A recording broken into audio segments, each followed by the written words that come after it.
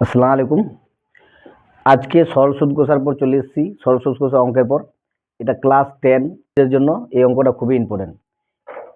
সরল সুদ কষা কি? আমরা ব্যাংকে যে টাকাগুলো রাখি, আমাদের 6% হারে সুদ দিলে পরে 5 বছরে 10 বছরে কি পরিমাণ টাকা পাবো বেশি, সেটা হচ্ছে সরল সুদ কষা। তো আমরা যে অঙ্কটা রেখেছি, বার্ষিক 10% সরল সুদের হারে 2 বছরে 6,000 টাকার সরল সুদ ও সুদে আসলে কত হবে। এখানে সরল সুদ চাইছে, তো সরল সুদের আমরা একটা সূত্র জানি, যেটা ইউনিভার্সাল সূত্র। আমরা নিচু ক্লাসে আমরা পড়েছি, ক্লাস 8-এ এবং 10-ও থাকে যে সূত্রটা। আমি এখানে লিখছি, সূত্রটা হচ্ছে কি the I equal to PRT by 100। I মানে এখানে কি বোঝাচ্ছে? আই মানে হচ্ছে মোট সুদ, মোট সুদ বোঝাচ্ছে। পি মানে হচ্ছে আসল, পি মানে আসল, আর আর মানে হচ্ছে সুদের হার, সুদের হার। আর এখানে বোঝাচ্ছে টি, টি মানে হচ্ছে সময়, সময়, ইন্টারেস্ট যেটা। তো এখানে আমাদের এই যে সূত্রটা, এই সূত্রটা দিয়ে অঙ্কগুলো হয়। প্রথমে আমাদের সরল সুদ বের করতে হয়, তারপরে কি সুদে আসলে বের করতে হয়। তাহলে এখানে আমি এই অঙ্কটা করি, এখানে আই কোনটা আমরা ধরবো? আই আমরা এখানে সরল সুদ যেটা, সেটা আই। তো আয়ের মান আমরা জানি না, এখানে অতএব দিলাম সূত্রটা লেখার পর, আই থেকে গেল আমার। তাহলে বাই চিহ্ন দিলাম। পি এর মান কত আছে এখানে? পি এর মান যে এই যে 6,000 টাকা যেটা আমরা ব্যাংকে রাখছি, বা যেটা টাকা আমরা খাটাচ্ছি, যেটা টাকা আমরা ইনভেস্ট করছি, সেটা হচ্ছে কি পি এর মান। তো এখানে 6,000 ইন্টু দিয়ে দিলাম আর কত পার্সেন্ট, আর এর মান কি আছে এখানে? 10%। 10 লিখলাম, ইন্টু লিখে দিলাম টাইম, টাইমটা কি আছে আমাদের? 2 বছর, 2 দিলাম। এই যে পার্সেন্টেজ, এই পার্সেন্টেজের জন্য এখানে কিন্তু 100 এসছে, সেই জন্য এখানে আমাদের নিচে পার্সেন্টেজটা দিতে হবে। তাহলে এই দুটা শূন্যর সঙ্গে এখানে দুটা শূন্য কেটে দিলাম। তাহলে আই মানে ইন্টারেস্ট চলে আসলো আমাদের, কত আসবে? 2 6 12, এই 12 হয়ে গেল। এখানে একটা শূন্য, এখানে একটা শূন্য আছে, এই 1200 টাকা। কিন্তু আমার কি উত্তর চেয়েছে? সরল সুদ ও সুদে আসলে কত হবে। তাহলে আমাদের এখানে উত্তর লিখতে হয় 2 বছরের, 2 বছরের সরল সুদ ইজুকাল টু 1200 টাকা, ও সুদে আসলে, সুদে আসলে হবে গিয়ে 1200 প্লাস আমার যে আসলটা ছিল 6,000, ওটা যোগ হয়ে যাবে, ইজুকাল টু 7,200 টাকা।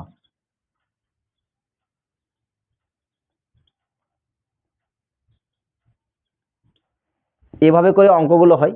তবে এখানে আমাদের আরেকটা জিনিস মনে রাখতে হবে, যে এই যে সূত্রটা আছে, এই সূত্রটা কিভাবে এসছে।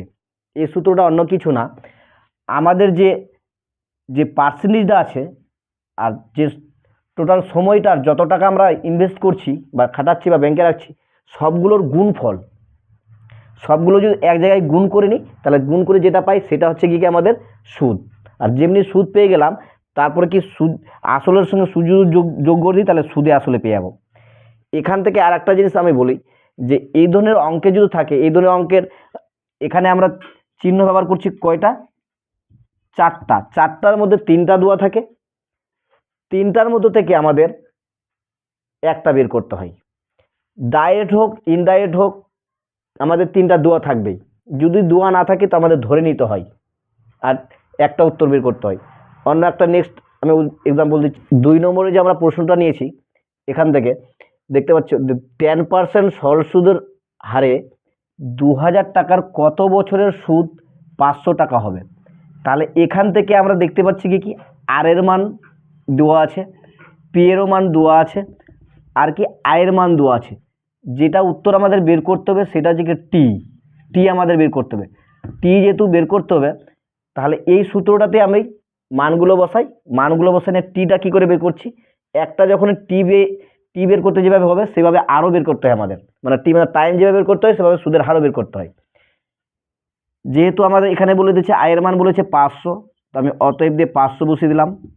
আয়ের মান 500 ইজুকাল টু বসালাম, বাই চিহ্ন, পি এর মান বলে দিয়েছে কত 2000, 2000 দিলাম, ইনটু দিয়ে দিলাম আর এর মান কত হচ্ছে 10%, 10% দিয়ে দিলাম, গুণিত দিয়ে দিলাম কি আমার দিয়েছে টি এর মান দিয়ে জানি না, তো আমার টিটাই রেখে দিলাম, বাই কি 100, দুটা শূন্য এখানে দুটা শূন্য কেটে গেল। তাহলে এখান থেকে 500 ইজুকাল টু এটি যদি আমি গুণ করি তাহলে কি 200t, তাহলে 200t যদি হয়ে যায় তাহলে এখানে বা আমরা লিখতে পারি 200t ইজুকাল টু 500, তাহলে বা হয়ে যাবে আমাদের টি ইজুকাল টু 500/200।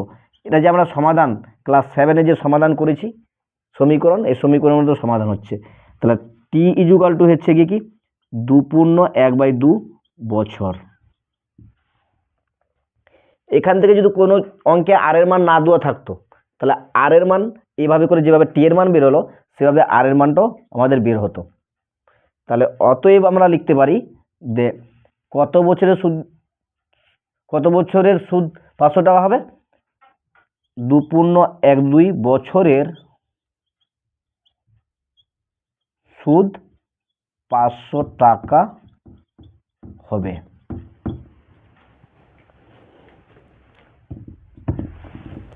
এভাবে করে আমি একটা অন্য এক্সাম্পল নিই, তাহলে বুঝতে আরো সুবিধা। এই যে 3 নম্বর প্রশ্নটা নিয়েছি, বার্ষিক 6% সরল সুদের হারে কোনো টাকার কত বছরে 3 গুণ হবে। তাহলে এখানে আমরা একটা সংখ্যা দেখতে পাচ্ছি, তাহলে এখানে আমি তখন বলেছিলাম প্রথম অঙ্কটাতে যে 4টার মধ্যে 3টা রাশি দেওয়া থাকবে, 3টার মান দেওয়া থাকবে, একটার বের করতে হবে। তো 3টার মধ্যে আমরা এখানে দেখতে পাচ্ছি একটা খালি পার্সেন্টেজ আছে, আর এর মান আছে, আর এর মান কত দেখতে পাচ্ছি 6%, কত দেখতে পাচ্ছি আমরা 6%, কিন্তু আর বাদ বাকি নেই, আছে অঙ্কের মধ্যে লুকানো আছে। কিভাবে অঙ্কের মধ্যে লুকানো আছে কি বলছে যে বার্ষিক 6% সরল সুদের হারে কোনো টাকার কত বছরে কত আছে, তাহলে এখানে টি এর মান বের করতে হবে আমাদের, টি এর মান দেওয়া নেই, টি এর মান আমাদের বের করতে হবে। তাহলে আমরা এখানে যদি কোশ্চেনটা ঠিক করে বুঝি তাহলে যদিও আর এর মান দেওয়া আছে কিন্তু আর এর মান শুধু দেওয়া নেই, এখানে বলেছে কত বছরে 3 গুণ হবে। তো 3 গুণ বলতে কি সুদে আসলে কত বছরে 3 গুণ হবে। আমরা যদি আসলটাকে এক্স ধরে নিই বা 100 ধরে নিই, আসল বলতে পি এর মানটা যদি আমরা 100 ধরে নিই তাহলে সুদে আসলে হবে আমাদের 300, সুদে আসলে আমাদের 300 দাঁড়িয়ে যাবে, যেহেতু 3 গুণ বলেছে তো আসলের পর তো 3 গুণ হবে, তাহলে সুদ কত হবে 300 থেকে আমাদের 100 বিয়োগ করলে পরে 200 টাকা হবে, এটা হবে গিয়ে কি সুদ, এত টাকা। তাহলে এইখানে আমরা কি পেয়ে গেলাম, তাহলে এই 3 গুণের পর ডিপেন্ড করে আয়ের মান পেয়ে গেছি, তারপরে কার মান পেয়ে গেছি পি এর মান পেয়ে গেছি। তো আয় এবং পি এর মান পেয়ে যাওয়া মানে কি আমার মান বের করতে হবে টি এর মান, তাহলে আমরা অতএব দিয়ে লিখতে পারি আয়ের মান কত পেয়ে গেছি 200 পেয়ে গেছি, 200 লিখলাম ইজুকাল টু পি এর মান কত পেয়েছি 100 ধরেছি আমি, পি এর মান 100 ধরেছি, 100 গুণন আর এর মান 6 আছে গুণিত টি বাই 100, তাহলে 100 এখানে কেটে যাচ্ছে, তাহলে আমাদের কি হচ্ছে গুণটা করে বা 200 equal to 60 equal to 200 by T equal to 200/6, তাহলে এটা কাটাকাটি করলে আমাদের কত হচ্ছে 3 আসছে, এখানে 100 আসছে, তাহলে টি ইজুকাল টু 33.1/3 বছর। এই ভাষাটা যদি আমরা বুঝতে পারতাম তাহলে আমাদের অঙ্কটা হয়ে যেত, কিন্তু এই ভাষাটা ঠিকঠাক না বোঝার কারণে হয়তো তোমরা প্রথমেই ভাবলে যে এখানে তো আর এর মান দেওয়া আছে, পি কই আই কই কি বের করতে হবে, কিন্তু এখানে বের করতে হবে কত, যেটার পর আছে কত বছরে, এই কত বছরে বলেছে তার টি বের করতে হবে, এখানে বুঝতে হবে আমাদের। আমি যে 4 নম্বর কোশ্চেনটা নিয়েছি, বার্ষিক 5% সরল সুদের হারে কত টাকার মাসিক সুদ 1 টাকা হবে। তাহলে এখানে আর এর মান দেওয়া আছে 5%, কত টাকার মানে কি উত্তর চাইছে আমাদের, আসল চাইছে মানে মূলধনটা চাইছে, মূলধনটা কত। তাহলে এখানে মূলধন দেওয়া নেই, তাহলে মূলধনে আমার কি জিজ্ঞাসা চিহ্ন হয়ে যাবে। সুদের হার কত 5%, এই 5% আমরা লিখে নিলাম। সময়টা কত, সময়টা যদি উল্লেখ নেই, কি উল্লেখ আছে কত টাকার মাসিক সুদ 1 টাকা হবে, মানে এক মাসের সুদ যদি 1 টাকা হয় তাহলে 12 মাসের সুদ হবে 12 টাকা, তাহলে কি মোট সুদ হবে কি 12 টাকা, 12 টাকা। আর সময়টা আমার কি দেবে, মাসে যেহেতু বলেছে মাসিক সুদ বলেছে, তো আমি 1 বছর, তাহলে এখানে 1 বছর। বা এটাও করতে পারতাম আমরা যে সময়টা হয়তো করতাম 1 মাস, 1 মাস মানে কি 1/12 বছর, আর সুদটা হতো কত 1 টাকা হতো, কিন্তু আমি কি করলাম বছরে কনভার্ট করে নিলাম।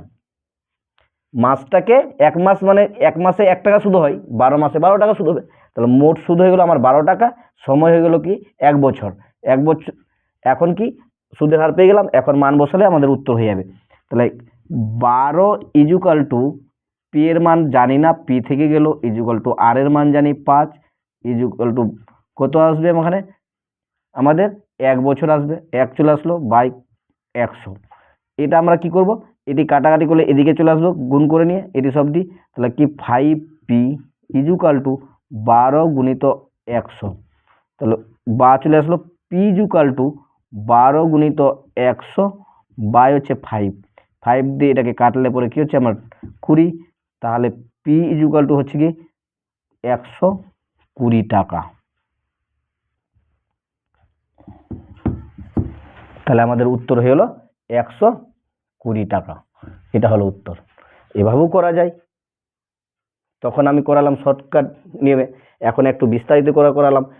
যাদের 5 নম্বরের জন্য থাকবে তারা এই নিয়মে করবে, যারা শর্টকাটের মধ্যে করবে 2 নম্বরে থাকবে 1 নম্বরে থাকবে তাহলে শর্ট করে করবে। এখন যে আমরা 5 নম্বর প্রশ্নটা নিয়ে এসেছি, যদি 292 টাকার একদিনের সুদ 5 পয়সা হয় তবে বার্ষিক শতকরা সুদের হার কত হবে। তাহলে এখান থেকে আমাদের যদি 292 টাকার, তাহলে আসলটা হচ্ছে 292 আর সময়টা হচ্ছে কি 1 দিন আর সুদটা হচ্ছে 5 পয়সা, তবে বার্ষিক শতকরা সুদের হার কত, মানে কি আর এর মান চাইছে। তো আমরা আগে এখানে লিখে নিই যে আসল তো আমাদের দেওয়া আছে, আসল কত দেওয়া আছে 292 টাকা, 292 টাকা। তারপরে কি আছে আমাদের যে সময় বা সময় টি কত দেওয়া আছে একদিনের, তো একদিন সমান সমান কত বছর, আমরা বছরে কনভার্ট করি, একদিন সমান সমান 1/365 বছর, 1/365 বছর। তাহলে এখানে আমরা লিখলে পরে এভাবে লিখতে পারি যে একদিন ইজুকাল টু 1/365 বছর। তারপরে কি বলছে সুদের হার আর ইজুকাল টু জিজ্ঞাসা, এটা আমাদের উত্তর বের করতে হবে। মোট সুদ কি দেওয়া আছে আমাদের, মোট সুদ বলতে আই 5 পয়সা ইজুকাল টু, পয়সায় তো আমরা রাখি না, টাকায় রাখি, যেহেতু এটা টাকায় আছে টাকায়, তো 5 পয়সা ইজুকাল টু কি হবে 5/100 টাকা। এখানে এককগুলো খালি উলটপুলট ছিল, দিনে ছিল, দিনটাকে আমরা কি করেছি বছর, পয়সা ছিল, পয়সা থেকে আমরা টাকা করেছি। আমরা যে সূত্রটা জানি I equal to PRT by 100, ওগুলো টাকাতে জানি, আমরা পয়সাতে জানি না, বছরে জানি, দিনে জানি না। এখন আমরা সূত্রটা লিখব, সূত্রটা কি আছে, সূত্র I equal to PRT by 100, তাহলে অতএব আয়ের মান আমরা জানি, আয়ের মান কি জানি, মোট সুদ 5/100, 100 লিখলাম ইজুকাল টু, সোজা চলে গেলাম, পি এর মান কি জানি 292,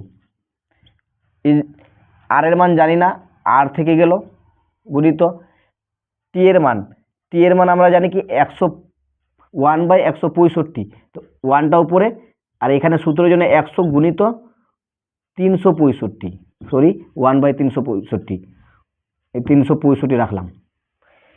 এখন এইখান থেকে আমাদের ক্যালকুলেটর করে আর এর মান বের করতে হবে। নিচে 100 আমরা কেটে দিলাম, 100 কেটে দেওয়ার পর আমরা যে সংখ্যাগুলো, এই সংখ্যাগুলো এদিকে নিয়ে চলে আসি, এই বা 292 ইন্টু আর ইজুকাল টু 5 গুণিত 365,